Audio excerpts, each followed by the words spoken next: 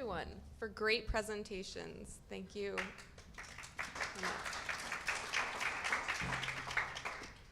So I think I would love to start the conversation off with really, how do you begin? I think, Terrell, maybe you can start us off with, sometimes, you know, you hit that invisible barrier and maybe you already have begun and you're hitting it kind of for the first time or the second time.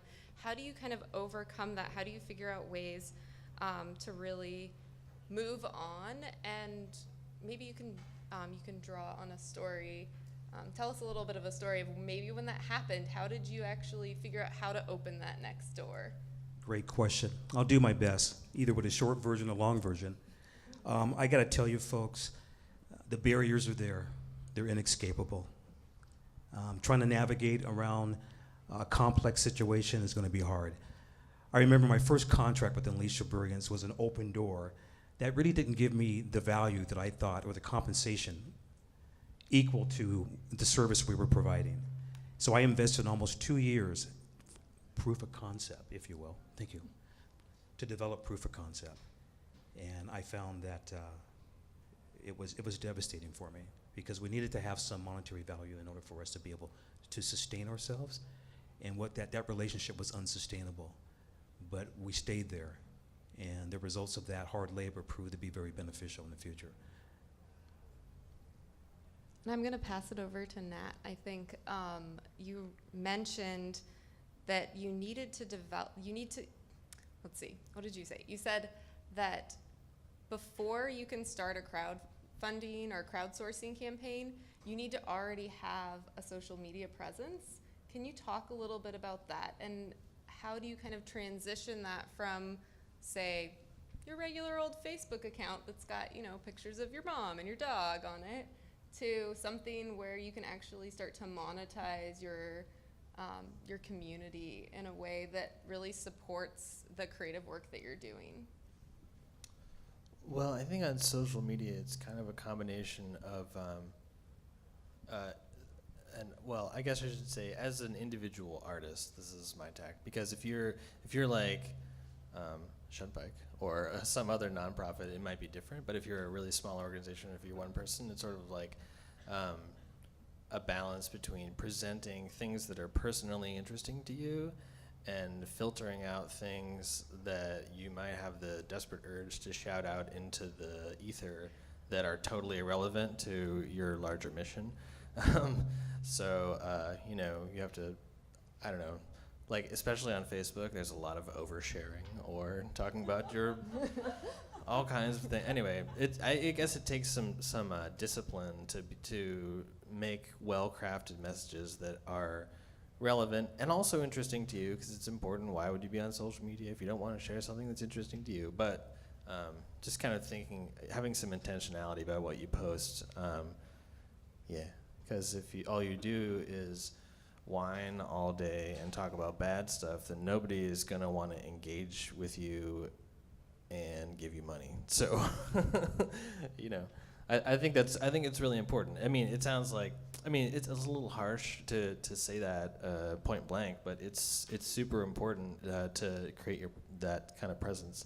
And like I said, it's something that you kind of have to build over the course of a couple of years. I think really, like, social media is something that things happen really fast, and it's super instant in a way, but at the same time you sort of build something collectively in people's conscience by posting things regularly over time. So you just have to be aware of everything you're doing.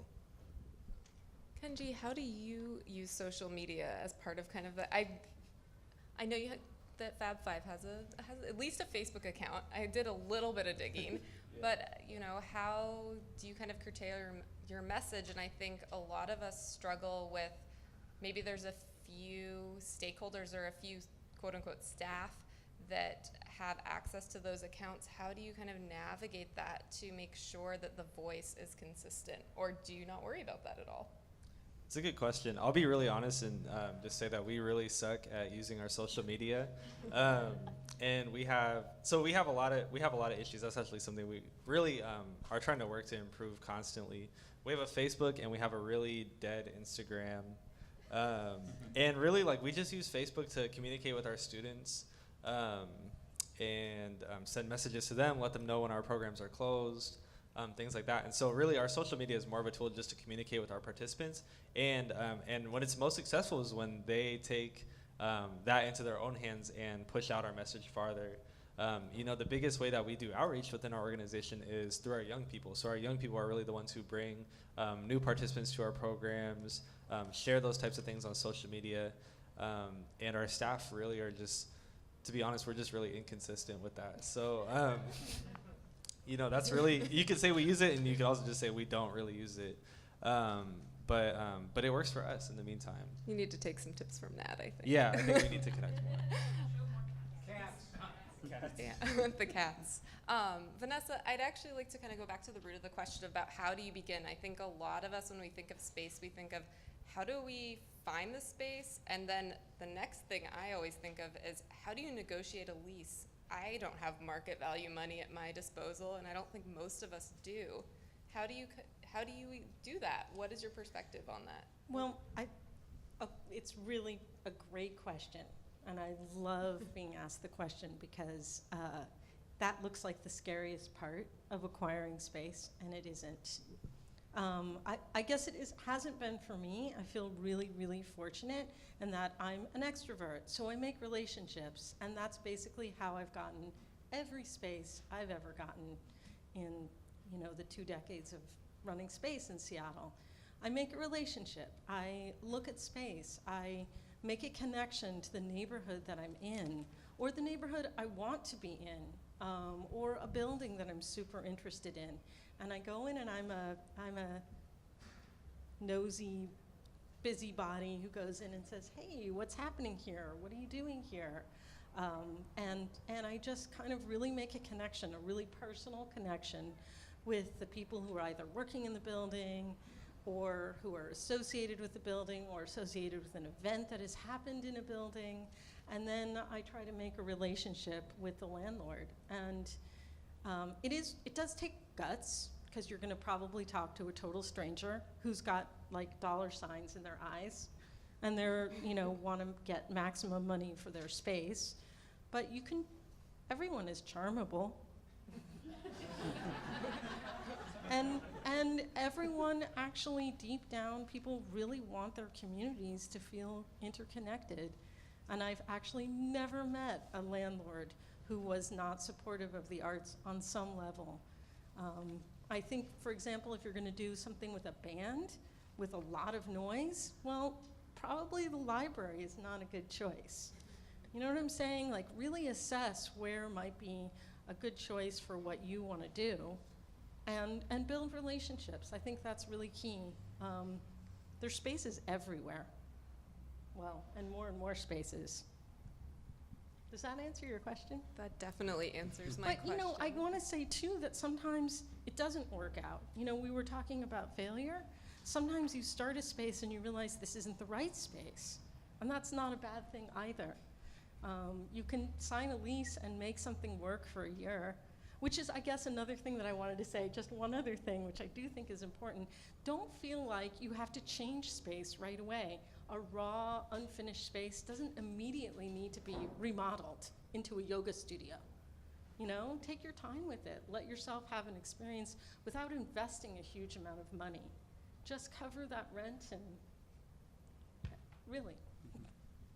I think Vanessa really touched on something, and I've been meaning to ask Terrell this all evening since he stood up there, about what happens when you kind of put yourself out there, you make a connection, and it doesn't seem to pay off. So in Vanessa's case, you went and you talked to the owner of Cafe Vita, and they just were not having the basement idea. Yeah. So how do you, how have you overcome that? How do you kind of deal with that? How do you bounce back?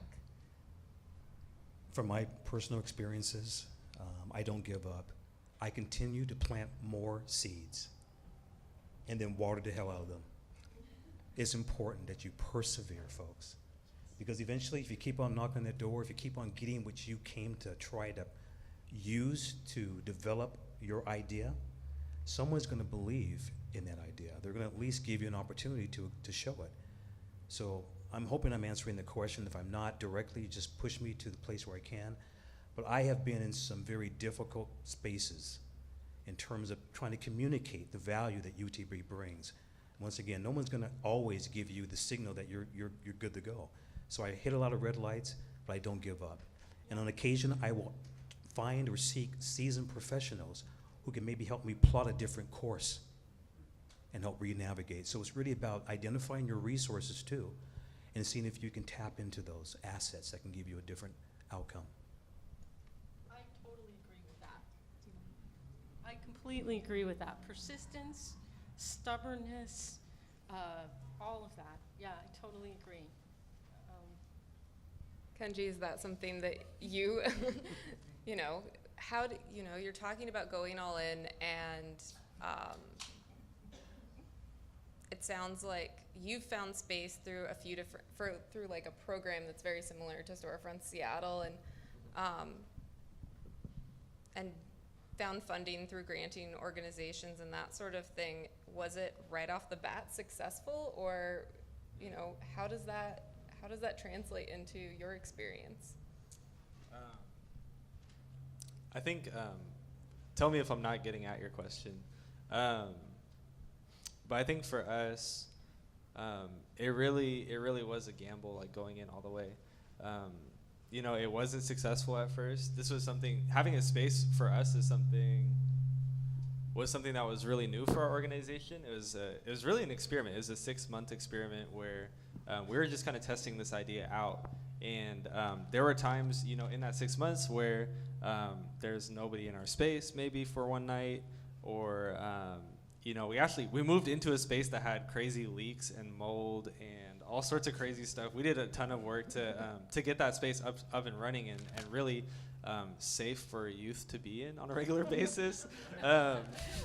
Because there's, you know, when you run a small nonprofit and you do things really grassroots, I don't want to say you cut corners, but you do what you can, you know. And so there were definitely times where we kind of looked, or people would even come in, like parents might come in and they would say like, I don't know if I want my kid here, you know, or like other people, like other more established nonprofits would come in and they would kind of be rolling their eyes, or, you know, things like that kind of put that doubt back inside of you.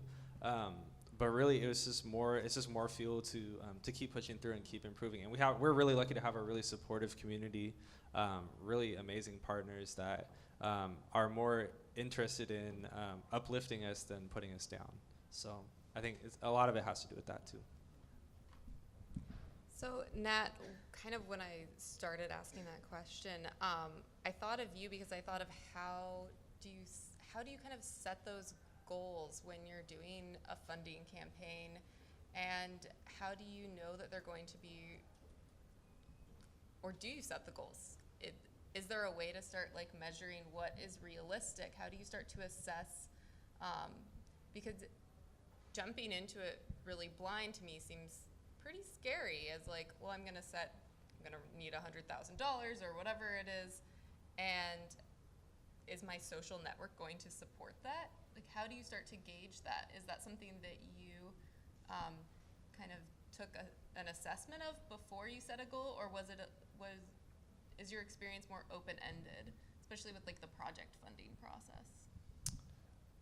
Yeah, well, for doing a crowdsourced funding campaign, you have to it's like a popularity contest, so you have to figure out, who am I popular with? Who really likes me? Who of their friends really like me or might? And then, really, how much money do they really have? And then... Wait, is there like a tool that I'm missing that maybe like Facebook has that assesses that? It's all Google Glasses. You can just look at people and know. I'm just kidding.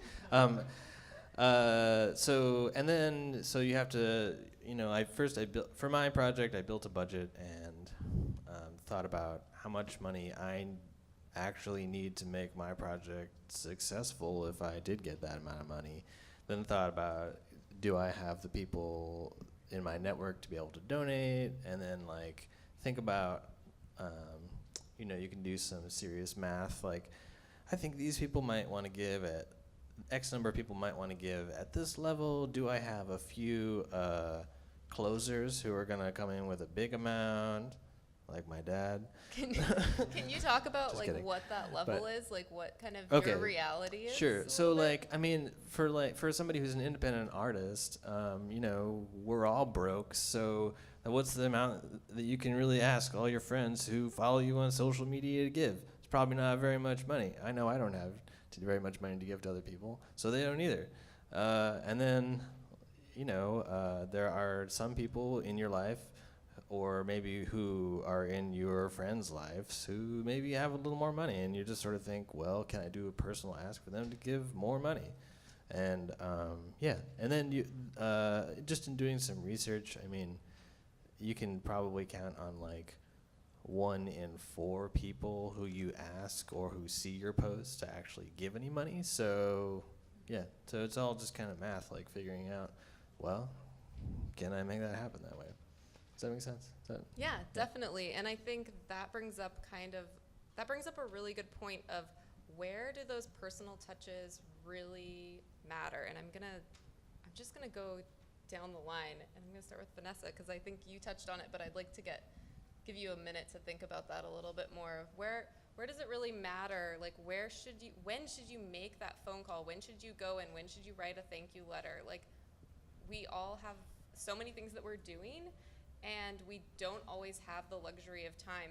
So we really, I would love to hear when it really counts in your world.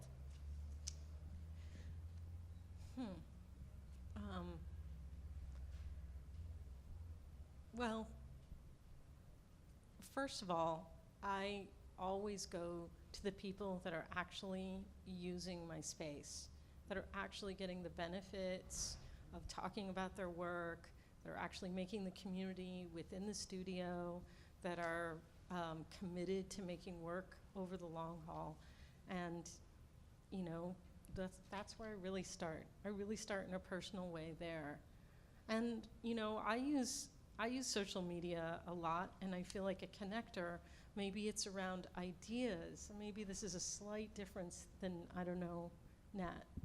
But I feel like as an improviser, I kind of represent a sort of realm of ideas in a way. And so I try to connect in a personal way to people who are asking questions about that specific thing.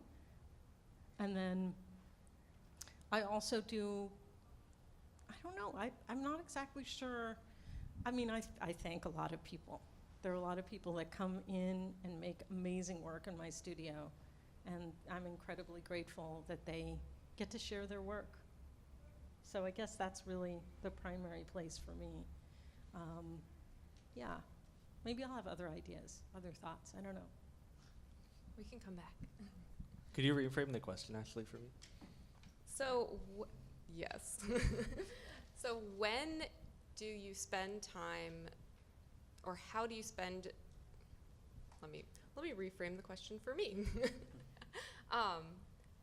When do those personal touches really matter? When do you kind of get out the stationery, so to speak, and write a letter, make a phone call? Where do you see kind of the most return on that? Or where do you wish that maybe you could do a better job there? Okay. I think for us, for Fab 5, especially as a really small grassroots organization that, like I said, really is, these partnerships in our community are a really big deal to us. That kind of stuff matters all the time. When we get a donation, like making sure we write a thank you letter with like a little picture, the one that I showcased, and like maybe even like a sticker from one of our students, like that stuff is really important, because the people that are donating to us, the people that are helping us and giving us furniture, or even telling somebody about us that could potentially be an opportunity for a project, those are literally our neighbors. Those are people that literally will drive by our community center and see us on a day-to-day basis. And so for us, when we get that kind of support, it's like every time is a time to really add that personal touch because, it's that, for us, it's like that close. It's that tied into the work that we do and where we are in our city. And I think it's the same thing with phone calls too. Like we're an organization where people will give us a call, literally give me a call on my cell phone and just say, hey, like, what are you doing today? Can you help us with, helping our youth make some signs for a rally that we're doing downtown? And I know that, I'm there for them if I can be, and I can call those people for the same kind of support if we need to. So for us, we really operate on a like it's an anytime type of thing. So. Thank you so much. That comes really close to me because my bandwidth is so limited, and I have to really measure every second in order for me to be able to react to someone in a very positive light, giving them a thank you, that personal touch. So maybe one day, instead of watching a movie or taking my son out for a bike ride, I will instead make time to craft a letter that is more intentional than saying thank you. What else can I add to that letter that really lets them know, hey, he really cares about me. This guy's compassionate, and he really appreciates the time I spent to support him. So I make it a habit now, more so now than I have in the past, to really set time aside to look at all those supporters or all those people who support me monetarily, but more so those who support me when they come and they volunteer for our services. They want to feel that they have value. And if you don't respond with value, either through a personal touch or by strengthening the relationship or maintaining it by staying connected, you're going to lose it. The rate of attrition is big when you don't show people that you care or appreciate the value they brought, the content they give you to grow, because they see the growth based on what they offer. They want a little bit of recognition for that. So if you fail to show that, you're going to lose some very important people who are there to help you grow. Okay, I think kittens might be in order now. Always. Saying thank you is super important. I would say that besides crowdsourced funding, I'm under the umbrella of Fractured Atlas, which is pretty similar to Shunpike. So I definitely, when I've gotten some donations through that, it's a serious thankathon.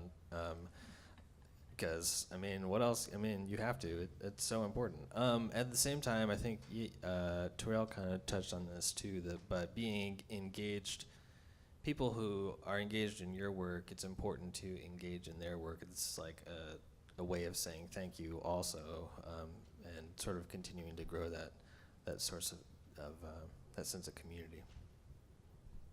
Thank you, and I think that's it for the Me Show, for this kind of panel up here.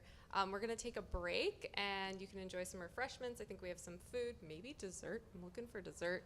And then we're going to come back probably in about 10 or 15 minutes, I think, or 5. I'm getting a signal, it might be 5, so get ready. But you can bring cookies and sandwiches back, and then we'll just form a circle after that, and we can open it up to a less formal discussion, no recording, all of that. We can get all of your questions answered and bring in some of your experiences. So thank you so much for attending this first part, and I hope that you stick around for the second part of the evening.